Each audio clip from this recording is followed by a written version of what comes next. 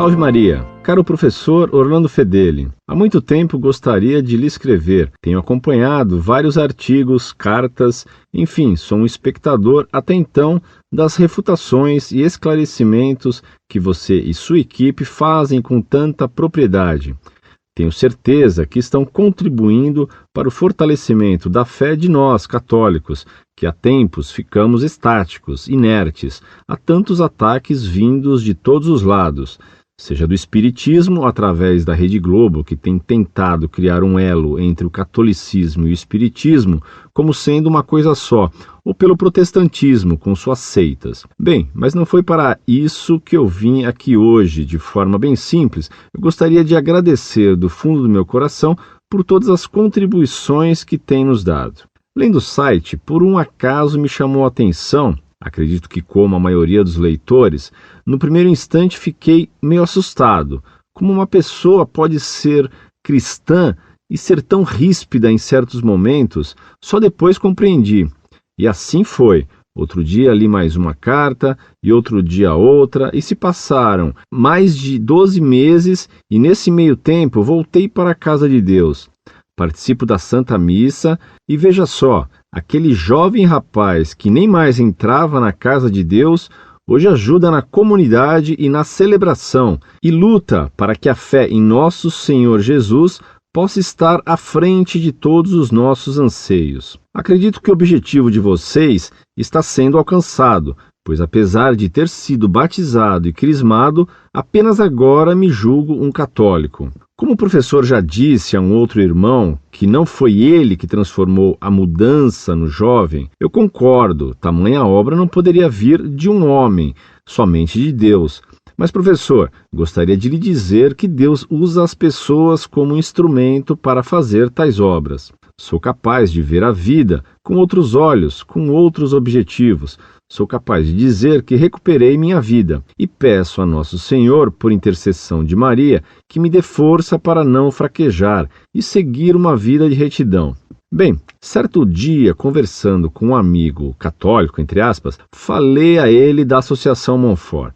E ele me pediu que eu enviasse ao senhor um artigo para que o senhor possa esclarecer algumas dúvidas a respeito, principalmente dos fatos e datas históricas. E que Deus possa iluminar a todos da Associação Cultural Montfort, e quero agradecer mais uma vez e dizer que sempre estarei incluindo vocês em minhas orações. Incorde Jesus Semper.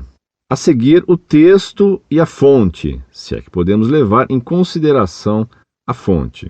Inicia o texto com o subtítulo Os Católicos. A Igreja Romana alega que foi fundada no ano 33 depois de Cristo por Jesus Cristo e que desde então é a única igreja verdadeira. Isso só poderá ser aceito por quem não conhece a história.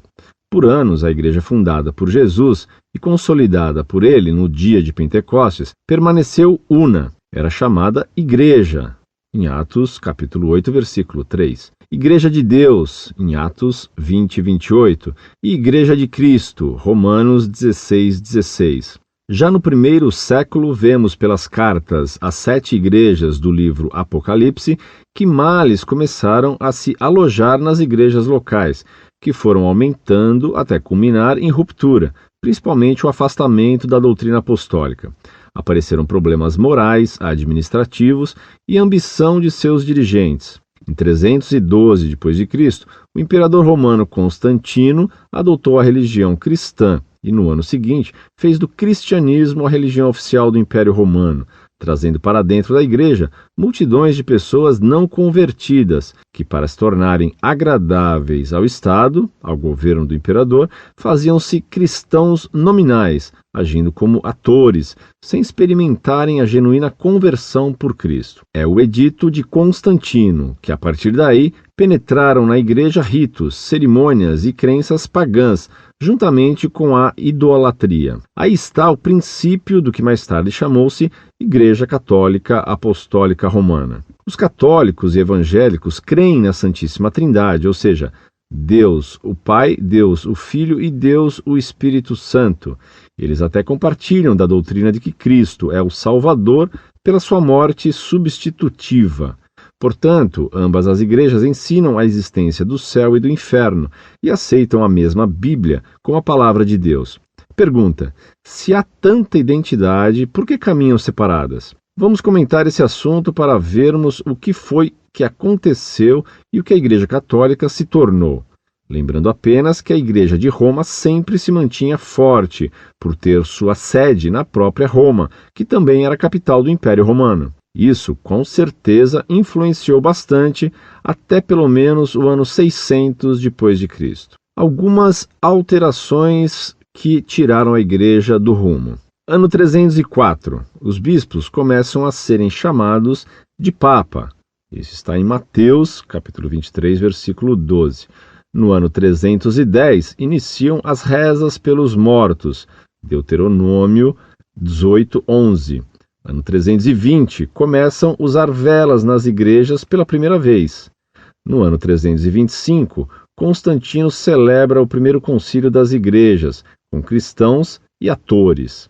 Ano 381, a igreja cristã recebe o nome de católica. Ano 394, o culto cristão é substituído pela missa. No ano 416, começam a batizar crianças recém-nascidas. Já no ano 431, é instituído o culto a Maria, mãe de Jesus. No ano 503, o purgatório começa a existir. No ano 787, começaram com o culto às imagens, coisa que Deus tem nojo. Ano 830, começaram a usar ramos e água benta. No ano 933, foi instituída a canonização de santos. No ano 1184, teve início a Inquisição, que foi efetivada anos depois. No ano 1190, instituem a venda de indulgência, que era o fato de pagar para perdão dos pecados. No ano 1200, a hóstia substitui a ceia. No ano 1216, é instituída a confissão. No ano 1546, os livros apócrifos, não inspirados por Deus, foram introduzidos na Bíblia. No ano 1854, foi proclamado o dogma da Imaculada Conceição. E no ano 1870, a infalibilidade papal. No ano 1950, a Assunção de Maria. Existem mais coisas que foram inventadas ao longo dos tempos. Isso se cumpre quando a Bíblia diz, nos Salmos 42:7, um abismo chama outro abismo. Tais alterações desprestigiou a Igreja, dividindo a cristandade. No ano 869, a Igreja Ortodoxa, doutrina correta, separou-se de Roma, recusando submissão ao Papa e dizendo que a infalibilidade é a blasfêmia que coroou o papado. Somente um homem foi perfeito, Cristo. Essa divisão da Igreja Católica e Igreja Ortodoxa teve o nome de o cisma, sendo que das 4 igrejas chamadas potências, 2 apoiavam Constantinopla e nenhuma apoiava Roma. Isso demonstra que o cismado acabou sendo Roma e a grande maioria ficou com Constantinopla. Em 1517, o monge católico Martinho Lutero encontrou a Bíblia, inspirou-se nas palavras do apóstolo Paulo em Romanos 1,17, onde diz: "O justo viverá da fé." Raciocinou que a salvação nos é dada pela fé em Cristo e não pelos ritos, sacramentos e penitências receitados pelo catolicismo. Levantou 95 teses que a Igreja Católica erroneamente cometia. E o mais interessante, o Papa mais tarde condenou apenas 41 das 95 teses, assumindo e concordando com Lutero, no que isso acendeu num movimento chamado pelos católicos de Contra-Reforma, que pretendia moralizar a própria Igreja. A palavra protestante apareceu quando Clemente VII, em 1529, tentou impedir que o evangelho fosse pregado em alguns estados da Alemanha. Os cristãos não católicos fizeram um protesto contra essa pretensão do Papa e receberam o nome de protestantes, aplicado hoje a todos os evangélicos. O movimento dos evangélicos, inspirados pelas teses corretas de Lutero, teve o nome dado pelos católicos e depois adotado pelos evangélicos de reforma protestante. sobre a questão da Mãe de Deus. É dessa forma que os católicos se dirigem a Maria e também a adoram como a Deus. Ora, sabemos que Jesus Cristo é Deus, como pessoa divina da Santíssima Trindade. Nesse sentido, Maria é Mãe de Deus, mas não é assim que os católicos creem e ensinam. A Igreja Romana afirma ainda que Maria foi concebida sem pecado e que ascendeu ao céu do mesmo modo que nosso Senhor Jesus. A Bíblia afirma que Maria foi muito agraciada por Deus, por ter sido escolhida para ser a mãe do Salvador, mas não imaculada, sem pecado. Ela invocou a Deus, chamando-o de meu Salvador, em Lucas, capítulo 1, versículo 47.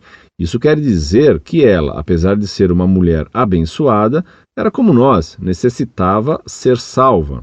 Os católicos acusam os evangélicos de desprezarem Maria, dizendo até que os protestantes põem mãe contra filho, quando nós, na verdade, altamente a honramos. Primeiro, porque Deus, o Pai, a honrou sobremaneira, escolhendo-a para ser gerado o nosso Salvador. Segundo, nós procuramos fazer o único mandamento que ela nos deixou, que os católicos, na sua totalidade, desprezam. Vejam o seu mandamento, João 2:5. Fazei tudo o que ele vos disser. E a primeira ordem de Cristo foi, em Marcos, capítulo 1, versículo 15, arrependei-vos e crede no Evangelho. Portanto, não adianta ficar Santa Maria, Mãe de Deus, rogai por nós. Se está escrito em João 14:6, disse Jesus, eu sou o caminho, a verdade e a vida. Ninguém vai ao Pai senão por mim. O Senhor Jesus completa o ensinamento em João 14:13, e tudo quanto pedirdes em meu nome, eu o farei, para que o Pai seja glorificado no Filho. Absolutamente não há outro caminho, não há outro jeito. O romanismo ensina que uma pessoa, enquanto viva, não tem meios de saber se está salva ou perdida. Ver primeira carta de João, capítulo 1, versículo 7. Outros, sim, confiam muito nas boas obras pessoais para serem salvos e também na intermediação dos santos para o mesmo fim. Tudo isso é falta de conhecimento do Evangelho de nosso Senhor Jesus. A salvação é unicamente pela graça divina, mediante a fé. Romanos, capítulo 1, versículo 17. Porém, a fé sem obras é morta. Tiago 2:26. Mas também pela graça sois salvos. Efésios 2:8. Continuando em Tito 3:5. Não pelas obras de justiça que houvéssemos feito, mas segundo a sua misericórdia, nos salvou pela lavagem da regeneração e da renovação do Espírito Santo. Pode-se ler também em Romanos 1:16, 3:23-24. Irmãos, para entender, fé quer dizer que você crê em algo que não vê. Hebreus 11:1. Vejamos Gálatas 2:16. Sabendo que o homem não é justificado pelas obras da lei, mas pela fé em Jesus Cristo, para sermos justificados pela fé de Cristo e não pelas obras da lei, porquanto pelas obras da lei nenhuma carne será justificada. Cristo ensinou o seguinte em João 5:24. Quem ouve a minha palavra e crê naquele que me enviou, tem a vida eterna e não entrará mais em condenação, mas passou da morte para a vida. Este é o testemunho externo da palavra de Deus, infalível e fidedigna. Mas temos também o testemunho interno da salvação, da parte do Espírito Santo, dentro de nós. Veja Romanos, capítulo 8, versículo 16. O mesmo Espírito testifica com o nosso espírito que somos filhos de Deus. Sendo assim, você passa a ser filho. O seu pai não o condenará. Você, como filho, fará por onde? O romanismo ensina que seus fiéis que morrem com pecados veniais, não perdoados, vão para o purgatório, para purgarem esses pecados. Depois disso, as almas irão para o céu. Na Bíblia não consta a palavra purgatório. Essa doutrina deprecia a doutrina bíblica da salvação pela graça divina, pois nega a eficácia da obra expiratória, purgatória, de Cristo na cruz do Calvário. Vejamos o que diz a Bíblia, João 19:30. E quando Jesus tomou o vinagre, disse: está consumado, e inclinando a cabeça, entregou o Espírito. Na primeira carta de João, capítulo 1, versículo 7, mas se andarmos na luz, como ele na luz está, temos comunhão uns com os outros, e o sangue de Jesus Cristo, seu Filho, nos purifica de todo o pecado. Poderíamos ler ainda Hebreus 9:12 e 10:12. A divisão que a Igreja Católica Romana faz dos pecados é antibíblica, pois não existe pecadinho e pecadão. Então não existem pecados veniais. Ao pecador penitente, convicto pelo Espírito Santo e sinceramente arrependido, Deus o perdoa de todo o pecado. Veja Salmos 103:3, Isaías 55:7 e primeira carta de João, capítulo 1, versículo 9. Em Romanos, capítulo 8, versículo 1, está dito: portanto, agora nenhuma condenação há para os que estão em Cristo Jesus. O salvo, ao deixar este corpo pela morte, entra imediatamente na presença do Senhor. O não salvo ressurgirá no dia do juízo para ser julgado, e talvez possa ser salvo, segundo está escrito na segunda carta aos Coríntios 5:8 e Filipenses 1:23. Os católicos citam em apoio ao purgatório Mateus 5:26, onde Jesus, à luz do contexto, referia-se a um aprisionamento literal. Como surgiu o papado? Os bispos que dirigiam igrejas em certas cidades de destaque eram chamados de metropolitanos. Mais tarde foram chamados de patriarcas.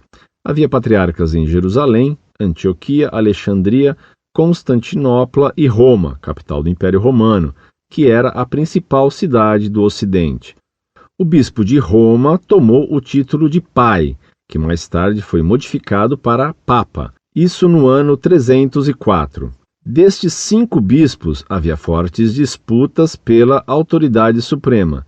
Mais tarde, a briga ficou entre o patriarca de Constantinopla, Oriente, e o Papa de Roma, Ocidente. Roma declara poder mencionar o nome de 2 apóstolos como fundadores, os considerados Pedro e Paulo. Foi então que surgiu a tradição de que Pedro foi o primeiro bispo de Roma, e como bispo de Roma ele deveria ser um papa. Eles supunham que o título de bispo no 1º século tinha o mesmo significado que lhe davam no 4º século, patriarca ou chefe supremo da igreja. Eles citavam 2 textos do Evangelho como prova desses fatos. Vejamos Mateus 16:18. Pois também eu te digo que tu és Pedro, e sobre esta pedra edificarei a minha igreja, e as portas do inferno não prevalecerão contra ela. Esse texto que acabamos de ler pode ser visto ainda hoje, escrito em latim, na cúpula da Basílica de São Pedro, no Vaticano. O outro texto que citavam era João 21:16. Apacenta as minhas ovelhas. Por ironia, em outra ocasião, Pedro negou a Jesus, em Marcos 14, de 66 a 72, e Lucas 22, de 54 a 62. No ano 58 depois de Cristo, Paulo escreveu a Epístola aos Romanos. Conforme os católicos, Pedro deveria estar no poder há 15 anos. No capítulo 16 do livro de Romanos inteiro, Paulo mandou saudações para muita gente em Roma. Porém, Pedro não é mencionado. Caso Pedro fosse papa da igreja em Roma, Paulo o teria mencionado em primeiro lugar. No ano 62, Paulo chegou a Roma e foi visitado por muitos irmãos, porém novamente não aparece o nome de Pedro. Veja Atos 28, de 11 a 31. Se Pedro fosse dirigente da igreja em Roma, sendo portanto uma figura tão importante, Lucas, escritor de Atos, o teria mencionado. De Roma, Paulo escreveu 4 cartas, são elas. No ano 62, escreveu aos Efésios, Colossenses e Filemon. No ano 63 depois de Cristo, escreveu aos Filipenses. Nada a respeito de Pedro é mencionado. Ora, conforme a Igreja Católica, Pedro já estava nessas alturas há 20 anos no poder como Papa. Entre os anos 67 e 68 depois de Cristo, após o incêndio em Roma, quando Paulo estava preso pela segunda vez, ele escreveu a segunda carta a Timóteo. Porém, esse tal Papa que a Igreja Católica diz que existia, também não é mencionado. Conclusão: dizer que Pedro foi o primeiro papa da Igreja é uma imposição extremamente humana, sem fundamentos nas escrituras sagradas. Conta a história que Pedro esteve em Roma, sim, e foi morto através do imperador romano Nero, e o mesmo organizou a primeira perseguição aos cristãos. Ele incendiou Roma e mais tarde se suicidou. Em menos de 2 anos, sucederam-lhe 4 imperadores, os quais foram Galba, de 68 a 69 d.C., Otão, 69 d.C., Vitélio, 69 d.C., e Vespasiano, de 69 a 79 d.C. Tal desestabilização do império fez com que muitos territórios ocupados no Oriente Médio tomassem coragem e tentassem a independência. Um deles foi a Judéia, no que culminou com a destruição de Jerusalém no ano 70 d.C. A fonte é do site /br.geocities.com/bartimeu/htm/cato.htm. Muito prezado, salve Maria. Dou graças a Deus por sua adesão plena à Igreja Católica e peço a Deus que o faça um verdadeiro cruzado na defesa da fé. Seu testemunho confirma, como o de tantos outros, quanto é profícuo o combate pela fé. Fala-se tanto da ovelha perdida que Cristo foi procurar caridosamente. Poucos compreendem que Nosso Senhor, como bom pastor, teve que agarrar à força a ovelha perdida, porque a ovelha que se tresmalha foge do pastor. Este precisa agarrá-la e segurá-la com força aos ombros, impedindo-lhe os movimentos, senão ela foge novamente. A força que o bom pastor exerce, segurando as patas da ovelha, é o indício do ato de caridade da salvação. Essa força é símbolo dos argumentos, por vezes duros, que se é obrigado a empregar para segurar a ovelha perdida. Toda polêmica, ainda que dura, feita com amor sobrenatural, é meio seguro para a salvação. Por isso é que Nosso Senhor discutia duramente com os fariseus. Por isso disse São Paulo a Tito: increpa illos dure. Carta a Tito, capítulo 1, versículo 13. Repreende-os duramente. Deus lhe pague então por suas palavras caridosas e gratas e o mantenha em seu santo serviço. Passo a analisar o texto desse pobre protestante com suas miseráveis mentiras contra a Igreja. É muito impreciso que Cristo fundou a Igreja no ano 33, ano de sua morte na cruz. Esse protestante quer escamotear o texto de São Mateus, Mateus capítulo 16, versículos de 16 a 20, no qual, depois que Pedro confessa que Jesus é o Filho de Deus feito homem, Cristo diz que sobre Pedro fundará a sua igreja. Portanto, Cristo só tem uma igreja, e é aquela que ele fundou sobre Pedro, e não sobre Lutero, Calvino e outros heresiarcas. É erro histórico afirmar que Constantino, pelo Edito de Milão, em 313, tornou o cristianismo a religião oficial do império. Constantino apenas decretou que os cristãos poderiam praticar livremente sua religião. Foi Teodósio, no final do século IV, que fez o cristianismo religião oficial do Império Romano, e isso não significou que se poderia entrar na igreja de qualquer jeito, trazendo para dentro da igreja multidões de pessoas não convertidas, que para se tornarem agradáveis ao Estado, ao governo do imperador, faziam-se cristãos nominais, agindo como atores, sem experimentarem a genuína conversão por Cristo. Prova de que isso é completamente falso é o fato de que Santo Ambrósio, bispo de Milão, proibiu que o próprio imperador Teodósio entrasse na igreja para assistir à missa num domingo, porque o imperador havia massacrado, sem misericórdia, os habitantes de uma cidade rebelada. Se nem o imperador podia entrar na igreja sem arrependimento, imagina-se as multidões. O autor fala de católicos e evangélicos. Não existem os evangélicos. Existem hereges protestantes que defendem multidões de erros diversos. Diz falsamente o autor desse texto que você teve a bondade de me enviar. Os católicos e evangélicos creem na Santíssima Trindade, ou seja, Deus o Pai, Deus o Filho e Deus o Espírito Santo.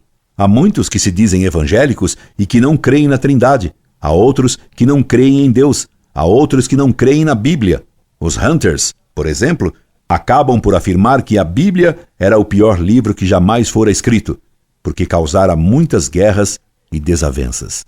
Christopher Hill, em seu livro The War Upside Down. Nunca vi documento que diga que foi só no ano 304 que se começou a usar o título Papa para designar o bispo de Roma, sucessor de São Pedro, na chefia da igreja. Desde muito cedo se aceitou que era o bispo de Roma, sucessor de Pedro, o chefe da igreja, fosse-lhe dado ou não o título de Papa. Peço-lhe que veja no site Montfort as muitas cartas em que isso é provado. Cito-lhe alguns parágrafos de uma dessas cartas.